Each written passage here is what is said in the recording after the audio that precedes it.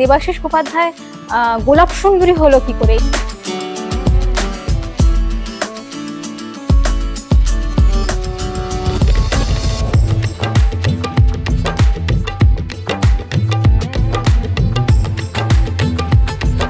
এই যে এই দাগটা আমি টানলাম দুদিকে দুটো গালে, এরকম ধরনের দাগ বহুরূপীরা টানে। হ্যাঁ, এটা বহুরূপীরা এই ধরনের দেখবেন, কেউ এই দিকে টানে, কেউ মুখের কাছ দিয়ে টানে। এটা হচ্ছে বহুরূপীদের একটা ট্রেডমার্ক, যে এরা এইভাবে সাজে। বহুরূপীদের সাজটা কিন্তু সেই ট্রিপিক্যাল যেমন সে এমনি মহিলারা সাজে সেরকম সাজ না। হয়তো আমি মহিলাদের পোশাক পরছি, চুল বেঁচে, কিন্তু সাজটা কিন্তু আলাদা ধরনের। এটা হচ্ছে এই ধরনের গালের দাগটা বহুরূপীরা এই ধরনের। এরপর আমি এবার চোখে কাজলটা টানবো।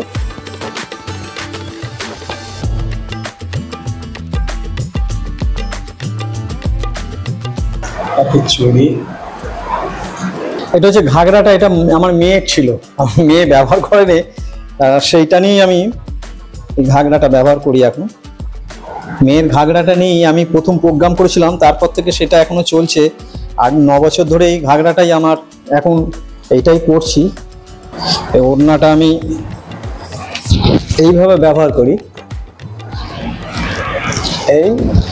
এই ধরনের জিনিসগুলো বহুরূপীরা পরে, এই যে বিভিন্ন কালারফুল ছিটের জিনিস, এগুলো আমার একটা টেলার্সের বন্ধু ছিল, তার কাছ থেকে ছিট নিয়ে এসে এটা তৈরি করা হয়েছে। আমার স্ত্রী এটা তৈরি করে দিয়েছে মালাটা। এইটা বহুরূপীরা দেখবেন এরকম ধরনের মালা পরে, বিভিন্ন ধরনের কালারফুল মালা এটা পরে। এই হয়ে গেল। এবার দেখুন, এবার আমার পায়ের ঘুঙুর, এই ঘুঙুরটা আমি কিনেছি, ঘুঙুরটা বেঁধে নেবো। এই ঘুঙুরটার আওয়াজেতেই মানুষ জড়ো হয়, এবং রাস্তা দিয়ে আমি যখন হেঁটে যাই তখন মানুষ তাকিয়ে দেখে যে কে মানুষটা, তখন আমার যে সচেতনতার ব্যাপারটা আরো সোজা হয়ে যায়। এবার দেখুন, আমাকে এখন এইভাবে দেখছেন পুরুষ, এরপর আমি কিন্তু নারী হয়ে উঠবো এই পরচুলাটা পরলেই।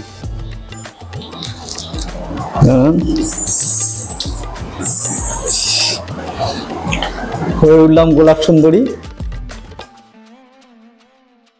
শিক্ষা সংস্থানের ক্ষেত্রে টিচাররা তো রয়েছে, আপনারা রয়েছেন, কিন্তু স্টুডেন্টসরা ছাড়া একটা শিক্ষা সংস্থান, একটা স্কুল তো চলতে পারে না।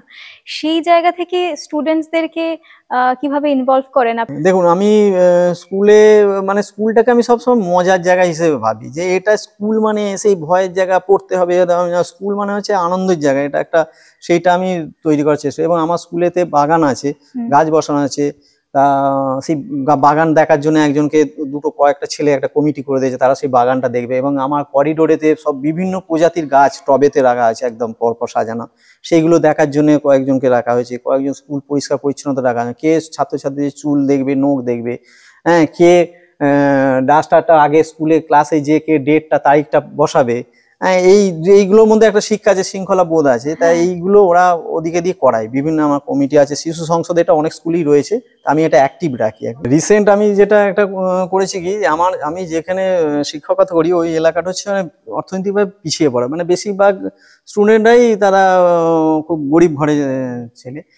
স্কুলে বেশিরভাগ সময় হয় কেউ খাতা আনছে না, পেন আনছে না লেখার জন্য, যখন জিজ্ঞাসা কি যে বাবা কিনে দেয়নি, মা কিনে দেয়নি, পেন্সিল নেই, এই জিনিসগুলো ঘটছে। তা আমি তখন ঠিক করলাম, আমি স্কুলে আমি করেছি, এই মাস 3 হলো আমি করেছি, যে স্কুলে একটা দোকান করলাম, এবং দোকানটার নাম দিচ্ছি লোকসানের দোকান। লোকসানের দোকান কেন, এই কারণে নাম নিলাম, যে আমি পাইকারি রেটে যে সব খাতা পেন আমি একটা পাইকারি দোকান থেকে আমাকে যেটা দেয়, তা সেইটা নিয়ে এসে, মনে করো একটা পাইকারি রেটে আমি খাতা কিনলাম 20 টাকা, সেটা বাজারে বিক্রি হচ্ছে 25 টাকায়, আমি সেই 20 টাকার খাতাটাও বিক্রি করছি 17 টাকায়, আমি লোকসান করছি। করে কি করছি, ছাত্রছাত্রীদিকে যাতে অল্প পয়সায় তারা পায়, এবং কোনো সময় হচ্ছে তার খাতা নেই, সে এখান থেকে পয়সা আনে নেই, আমি এটাও করি যে হ্যাঁ আজকে তুমি পয়সা নেই, সেটা তুমি কালকে দিয়ে দেবে, খাতাটা নাও। এবং সেইটা চালায় কারা, সেটা চালায়, এটা হচ্ছে টিফিনের সময় হয়, টিফিনের সময় 1 ঘন্টায় দোকানটা খোলা থাকে, এবং সেটা চালনা করে কিন্তু ওই ছাত্রছাত্রীরাই। বিভিন্ন ক্লাসের ছাত্রছাত্রীদের ভাগ করে দিয়েছে, আজকে এই 3 জন চালাবে, কাল ওই 3 জন চালাবে, তারা ওই দোকানটা খুলবে টিফিনের সময়, এবং ছেলেরা লাইন ধরে ওই তাদের খাতা হোক, পেন হোক, শিক্ষা সংক্রান্ত সমস্ত ব্যাপার, জিনিসপত্র, খাতা, পেন, জলের বোতল, ব্যাগ, যে জলের বোতল বাজারে 25 টাকা, সেইগুলো আমি 17 টাকায় দিচ্ছি। এতে আমার লস হচ্ছে। এবং এই লোকসানের দোকান আরো নাম দিয়েছি, এর মাধ্যমেও আমি তাদেরকে একটা শিক্ষা দিতে চাই, জীবনে লাভটাই বড় কথা না, জীবনে লোকসানও করতে শিখতে হবে।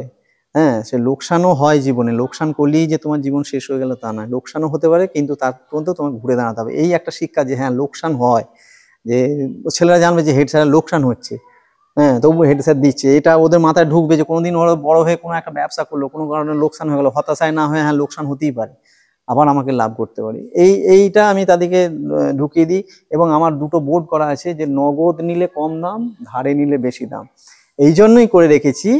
আমি অবশ্য তাদের কাছে নিয়ে হয়তো কেউ ধার নিল, ছেলেরাই বলে দেয় যে খাতাটা হয়তো সে 17 টাকা দাম বললো, কালকে তোকে 1 টাকা বেশি দিতে হবে। অবশ্য সে যখন দিতে আসে তখন তার কাছে নেওয়া হয় না, কিন্তু তার মাথায় এটা ঢুকুক যে ধার মানে বেশি দাম নেওয়া হয়। এটা আমাদের মার্কেটে জানি তো, আমার মার্কেটে যে একটা নগদে আপনি একটা জিনিস কিনবেন, সেই জিনিসটা যেটা দাম নেবে, আপনি যদি বলেন যে এটা 2 দিন পর পয়সা দেবো বা হাফ দিলাম হাফ দেবো বা আমি কিস্তিতে না, সেই জিনিসের দাম বেশি পড়ে যাবে। সেটা একটা শিক্ষা তার, যে হ্যাঁ ধারে নিলে দাম বেশি পড়ে। এইটা ছোটবেলা থেকে তার মাথায় ঢোকে, মানে আমার দোকানটাও চলছে, ছেলেদের উপকারিতাও হচ্ছে এবং তার মধ্যে শিক্ষাও হচ্ছে। মানে আমি সব সময় মনে করি যে জিনিসটাই করব তার সঙ্গে যেন তারা একটা শিক্ষা জড়িয়ে থাকে। অনেকে বলে স্কুলে তো দোকান করেছি, হয়তো ভাবলে দোকান করেছি, আরে দোকানটা কেন করেছি, কিসের জন্য করেছি, এবং এই দোকানটা হচ্ছে একমাত্র হচ্ছে স্কুলের ছেলে মেয়েদের জন্য, আদার্স বা স্কুলের বাইরে কোনো ছেলে মেয়ে এখান থেকে কিনতে পারবে না।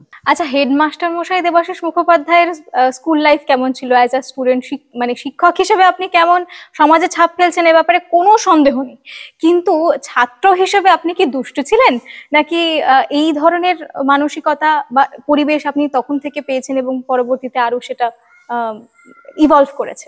না না, দেখুন আমার স্কুল লাইফ বলতে আজ থেকে 40-45 বছর আগে, তখনকার স্কুল লাইফ যারা জানে তারা তো ভালোই জানে, স্কুল লাইফ মানে তখন ডান্ডা থাকতো, মানে একটু বদমাইশি করলেই ছড়ির ঘা, এবং তখন স্কুল মানে একটা আতঙ্কের পরিবেশ ছিল।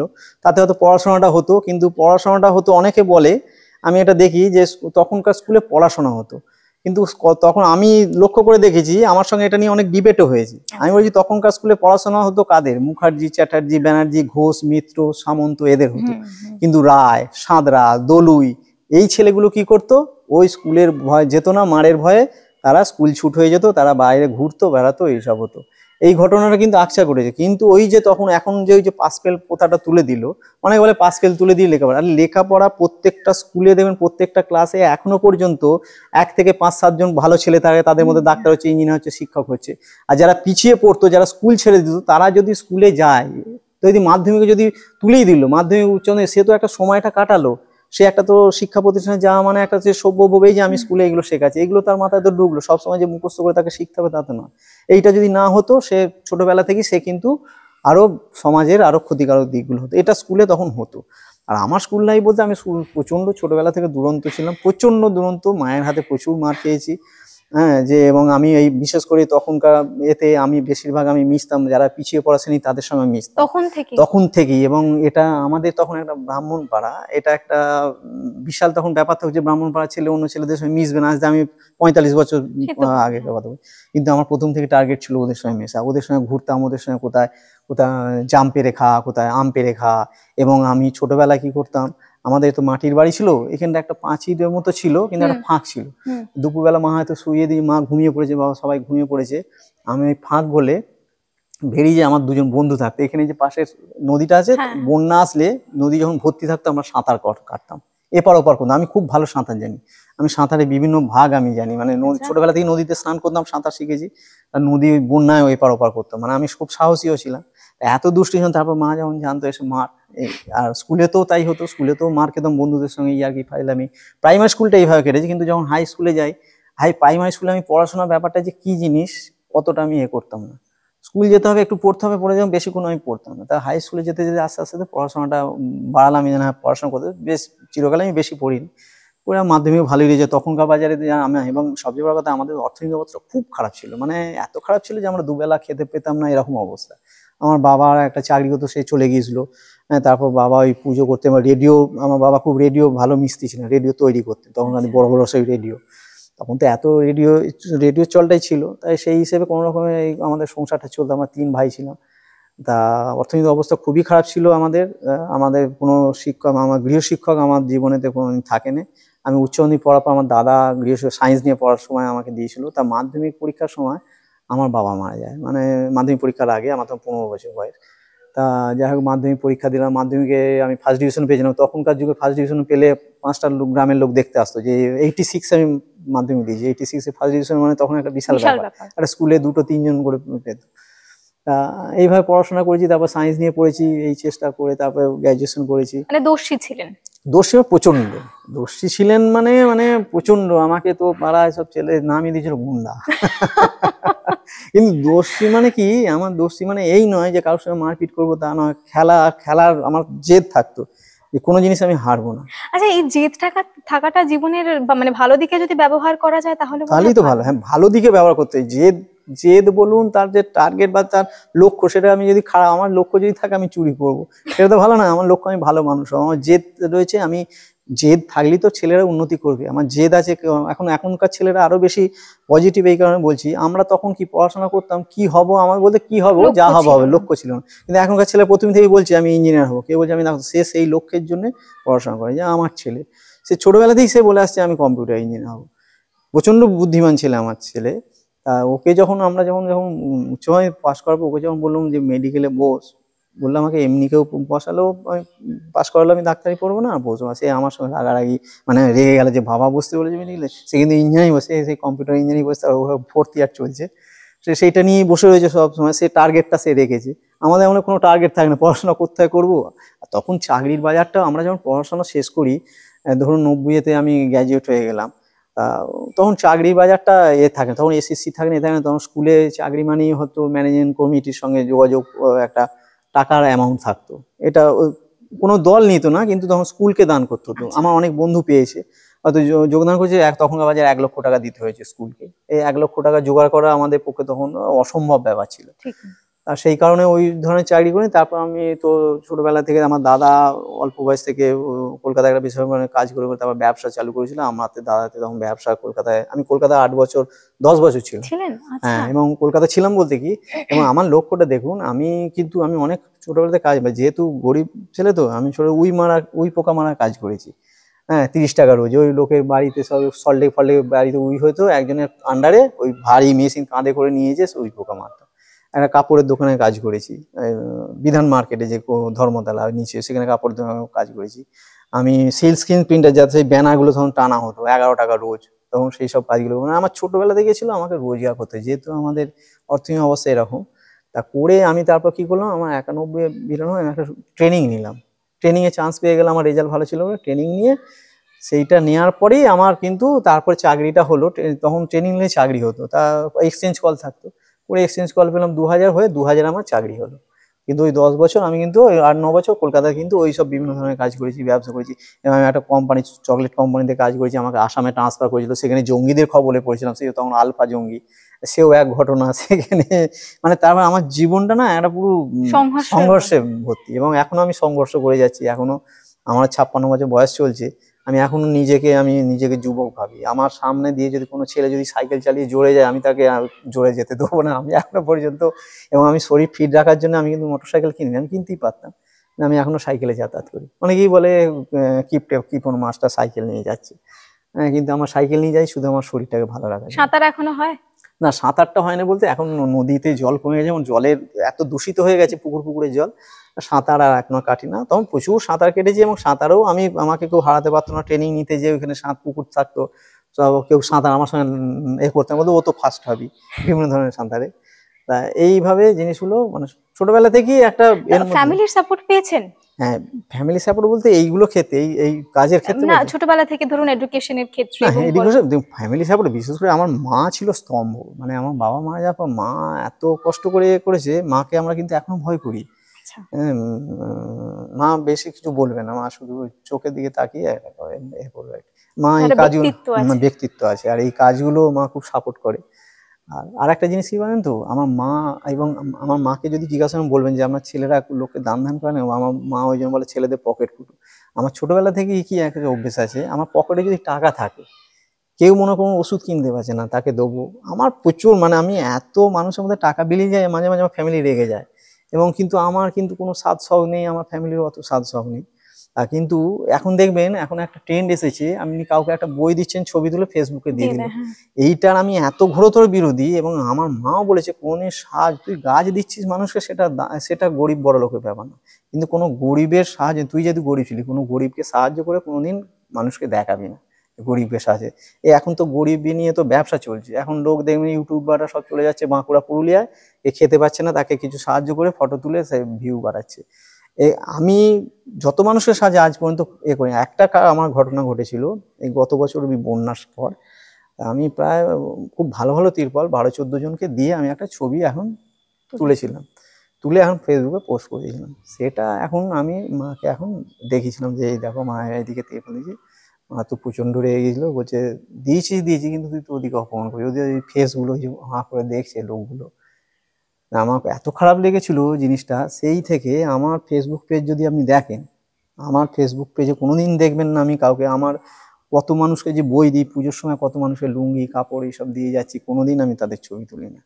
আর ওই প্রথম থেকেই তুলতাম, ওই একটা আমি ভুল করেছিলাম তাতেও মা রেগে গেছিল। সেই জন্যই আমি বলি মানুষকে দান যখন করব, সেটা ছবি তুলে আমার অত বোঝাবার তো নেই। আমার একটা বইয়ের দোকান আছে, তাতে বলা আছে কেউ যদি বই না কিনতে পারে, পয়সা তোমাকে হয়তো আনলো না, তুমি তাকে দিয়ে দেবে। অনেক হয়েছে, অনেক আমার খাতায় লিখে রাখে এই এত টাকা হয়েছে, আমিও তাকে বিশ্বাস করি, সে আমাকে বিশ্বাস করে। এইভাবেই আমি আমার এটা চালাচ্ছি। আপনি কি ব্যক্তিগতভাবে মনে করেন স্যার যে শিক্ষা ব্যবস্থার ক্ষেত্রে, যে কোনো মানুষের শিক্ষার ক্ষেত্রে গুড প্যারেন্টিং এবং ক্যারিয়ার কাউন্সিলিং, যেটা একটা সময় পর্যন্ত ছিল না, এখন ক্যারিয়ার কাউন্সিলিং অনেক ক্ষেত্রে আসছে, যে একজন বাচ্চাকে, একজন ছাত্র বা ছাত্রীকে পরিচালনা করা, যে তুমি এতগুলো অপশন রয়েছে তোমার সামনে, তখন অপশন খুব কম ছিল, এখন সুযোগ একাধিক এবং কোনো কাজই ছোট নয়, তুমি যে কোনো কাজ করতে পারো। এই জিনিসগুলো আস্তে আস্তে সিস্টেমের মধ্যে যেটা আসছে আরো বেশি করে আসা উচিত, এবং তার সঙ্গে ফ্যামিলিয়াল ওই প্যারেন্টিং এর ব্যাপারটা। অবশ্যই আমি তো সেটাই মনে করি যে এখন যার সন্তানরা যেটা চাইবে, যে পেশা বেছে নিতে চাইবে, বাবা মায়ের উচিত তাকে সেইটা সাপোর্ট করা। যেটা আমরা সেই একটা সিনেমা বেরিয়েছিল 3 ইডিয়টস আমরা দেখেছিলাম, এরকম অনেক ঘটে এখনো আমরা দেখছি। যে এই কিছুদিন আগে দেখলাম একটা ছেলে মেডিকেল পড়তে, সে সুইসাইড করেছে, সে ডাক্তার হতে চায় না বলে। তা অতএব বলবো গার্জেনদের অবশ্যই সচেতন থাকা দরকার, সে সন্তান কি চাইছে। সে একজন ক্যামেরাম্যান হতে পারে, সে সাংবাদিক হতে পারে, সে শিক্ষক হতে পারে, ডাক্তার হতে পারে, ব্যবসাদার হতে পারে, যে পেশা সে বেছে নেবে তাকে সেইটাকে সাপোর্ট করা। এবং এখন এত বেশি পেশা সমাজের মধ্যে এসে গেছে, সে যে কোনো হতে পারে। সে এখন কত ছেলে ইউটিউবার হয়ে সে পয়সা রোজগার করছে, কোনো পেশাই কিন্তু ছোট নয়।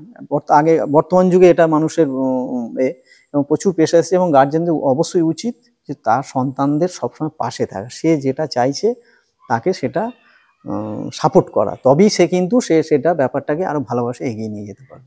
আপনার সেদিক থেকে ভবিষ্যতের পরিকল্পনা কি করছেন, আগামী দিনে কি করবেন বলে ভাবছেন? দেখুন, একটা কথা যে বললেন, হ্যাঁ আমি তো মানে বেশিরভাগ জিনিসটাই আমি পেয়ে গেছি। আমার পরিবার আমাকে সবসময় সাপোর্ট করে, আমার ছেলে আমার মেয়ে সবাই সাপোর্ট করে, এবং আমি তো যথেষ্ট অনেক কিছুই পেয়েছি, অনেক মানুষের ভালোবাসা পেয়েছি। আমি আশা করি যে এত মানুষের ভালোবাসা পাবো। আমার পরবর্তী লক্ষ্য আছে, ওই তো বললাম, আমার পরিবেশ নিয়ে কাজ করা, বা এই কাজটাকে আরো বাড়িয়ে নিয়ে যায়। আমি থামবো না, যতদিন আমার পা চলবে, শরীর চলবে, আমি সমাজের জন্য কাজ করে যাব, সমাজের ভালোর জন্য কাজ করে যাব, এটাই আমার লক্ষ্য। এবং আমি মনে করি আমি হয়তো আমার পথ অনেকটা এখনো চলার বাকি আছে, আমার থেমে গেলে হবে না। হয়তো আমি 4 বছর পর আমি রিটায়ার হয়ে যাব।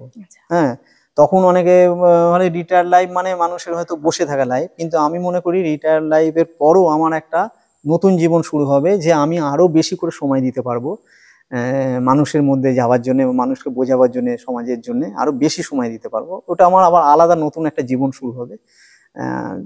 আমি ওই জন্য এবং আমি একটা সবসময় মনে রাখি, আপনি কিসে খুশি হচ্ছেন সেইটাই বড় কথা। আপনি কি খাচ্ছেন, কি পড়ছেন, কি করছেন বড় কথা না, আপনি কিসে আনন্দ পাচ্ছেন। আপনি যদি না খেয়ে থেকেও যদি আনন্দ, একটা দেখবেন খেটে খাওয়া মানুষ, তার সারাদিন তার কালকে কি খাবে সে কিন্তু চিন্তা করে না, সে কিন্তু সারাদিন খাটলো, সে আনন্দে, সে রাত্রে তার ঘুম হলো। আর আপনি এত বেশি আছে, আরো জমাবো, এই যে নেশা, এতে কিন্তু তাদের রাত্রে ঘুম হচ্ছে না, শরীরে নানা রকম সমস্যা আসছে।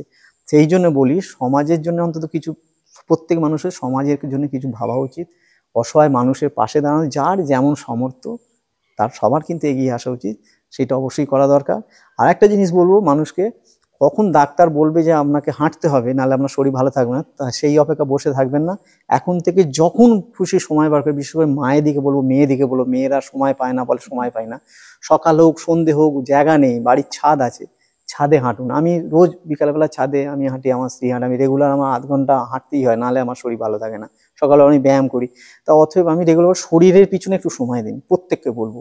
নাহলে কিন্তু ওষুধের পিছনে আমরা যত পয়সা বেরিয়ে চলে যাবে সে আপনি কল্পনা করতে পারবেন। আমার এত বছর বয়স, আমার কিন্তু এখনো পর্যন্ত আমাকে কোনো ওষুধ খেতে হয় না, যাই হোক যাতে না খেতে হয় তার জন্য আমার করি। আমি সেই পয়সাগুলো, এই যে আমি মোটরসাইকেল চালাই না, মোটরসাইকেল চালাতে গেলে মাসে একটা খরচ হয়, হয়তো 5,000 টাকা খরচ হয়। আমি সিগারেট টিগারেট খাই না, সিগারেটের পিছনেও মানুষের দেখেছি পার ডে 50-60 টাকা 100 টাকা খরচ হয়। তাই সেই পয়সাগুলো যদি আমি জমাই, সেই পয়সাগুলোই তো বছরে 1 লাখ টাকা করবো। তো সেইগুলো আমি যদি মানুষকে গাছ দিয়ে দিই, আমার এই ব্যাপারটা আমি একটু আলাদা ধরনের চিন্তা করি আর কি। এবং সেই চিন্তাগুলোই কিন্তু আমরা এবং যে সকল দর্শক বন্ধুরা আছে তারা আমরা নিজেদের কাছে নিয়ে যাচ্ছি। আজকে আমাদের টেক অ্যাওয়ে মেসেজ দুটো জিনিস প্রধানভাবে আমি ভীষণভাবে মানে শিখলাম এবং ইন্সপায়ার্ড হলাম আপনার থেকে। একটা হচ্ছে মন এবং শরীর, এই দুটোর যত্ন নেওয়া। আমরা শরীরের নিই, বহু ক্ষেত্রে মনের নিই না, আবার কিছু কিছু ক্ষেত্রে অনেকে মনের নেন কিন্তু শরীরের নেন না। এইটা তো একটা দিক। আর একটা হচ্ছে জীবন যতক্ষণ না থামছে ততক্ষণ আমরা থামবো না, চলা উচিত। অসংখ্য ধন্যবাদ, ভীষণ ভালো লাগলো আপনার সঙ্গে কথা বলে। সত্যি কথা বলতে কথার তো কোনো শেষ নেই, কিন্তু সময় সংক্ষিপ্ত, সময় শেষ হয়ে যায়। তাই আপাতত কথা বন্ধ করছি, কিন্তু আসুন বেশ কিছু দৃশ্য গোলাপ সুন্দরী কিভাবে কাজ করে, কিভাবে মানুষের কাছে পৌঁছে যায় সেটা দেখে নেওয়া যাক।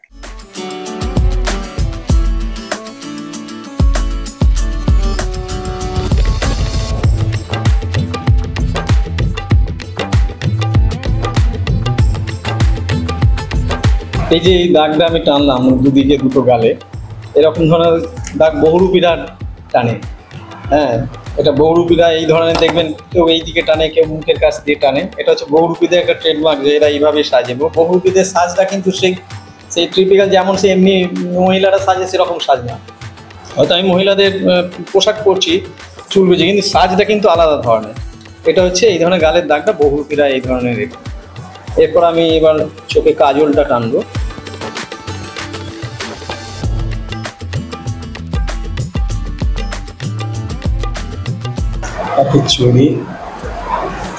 এটা হচ্ছে ঘাগরাটা, এটা আমার মেয়ের ছিল, আমার মেয়ে ব্যবহার করেনি, সেইটা নিয়েই আমি ঘাগরাটা ব্যবহার করি এখন। মেয়ের ঘাগরাটা নিয়েই আমি প্রথম প্রোগ্রাম করেছিলাম, তারপর থেকে সেটা এখনো চলছে। আর 9 বছর ধরে এই ঘাগরাটাই আমার, এখন এইটাই পরছি। ওড়নাটা আমি এইভাবে ব্যবহার করি। এই ধরনের জিনিসগুলো বহুরূপীরা পরে, এই যে বিভিন্ন কালারফুল ছিটের জিনিস, এগুলো আমার একটা টেলার্সের বন্ধু ছিল, তার কাছ থেকে ছিট নিয়ে এসে এটা তৈরি করা হয়েছে। আমার স্ত্রী এটা তৈরি করে দিয়েছে মালাটা। এইটা বহুরূপীরা দেখবেন এরকম ধরনের মালা পরে, বিভিন্ন ধরনের কালারফুল মালা এটা পরে। এই হয়ে গেল। এবার দেখুন, এবার আমার পায়ের ঘুঙুর, এই ঘুঙুরটা আমি কিনেছি, ঘুঙুরটা বেঁধে নেবো। এই ঘুঙুরটার আওয়াজেতেই মানুষ জড়ো হয়, এবং রাস্তা দিয়ে আমি যখন হেঁটে যাই তখন মানুষ তাকিয়ে দেখে যে কে মানুষটা, তখন আমার যে সচেতনতার ব্যাপারটা আরো সোজা হয়ে যায়। এবার দেখুন, আমাকে এখন এইভাবে দেখছেন পুরুষ, এরপর আমি কিন্তু নারী হয়ে উঠবো এই পরচুলাটা পরলেই।